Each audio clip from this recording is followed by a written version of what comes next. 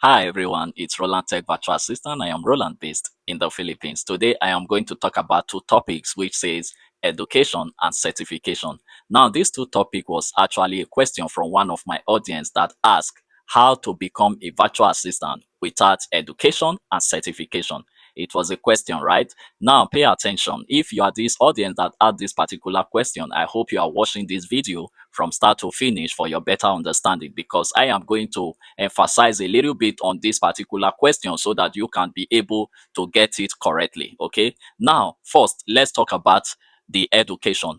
If we can do or become a virtual assistant without education, the answer to your question is yes, we can become a virtual assistant without education, but we need to go through the basic education before becoming a virtual assistant. It's okay if you don't go through the formal education before becoming a virtual assistant, but the basic education is very, very important before becoming a virtual assistant. Now, reason why I said we need to go through the basic education is because if you don't go through basic education, how there can you be able to spell?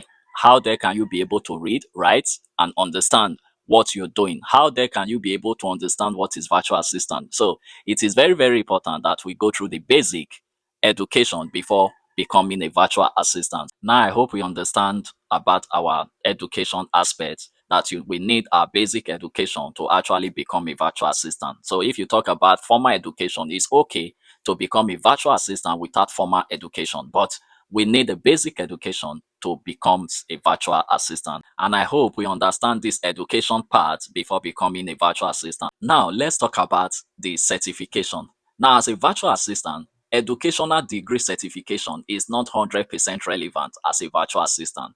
Pay attention and listen attentively. You will get me right, okay?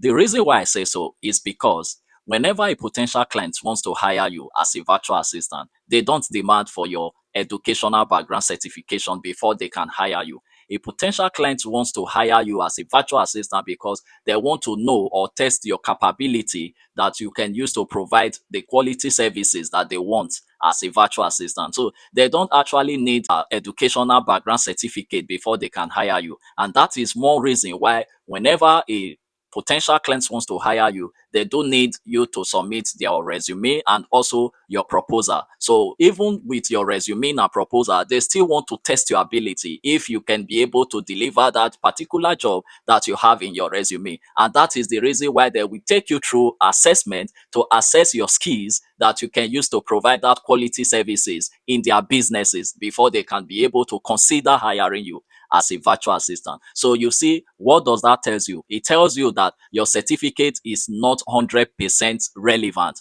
to a potential client. So that is the reason why they like to test your ability or rather your skills to be able to understand that you can actually provide the good quality services of job that you want to provide for them. So that is the reason why certificate is not really 100% relevant as a virtual assistant. But not to get discouraged, that doesn't mean you should not have your certificate. So if you have your certificate from your educational background, then it's a plus. It only elevate or increase your educational background status. Okay, so it is very, very good that you have your certificate. So I'm not trying to say you should not get your certificate, but what I am saying is that certificate is not 100% relevant as a virtual assistant because a potential client wants to test your capability and want to know what you can provide, or rather the services that you can provide around your skills. Okay, so to potential client, skills is more useful and is more important for a client to know or to understand about you rather than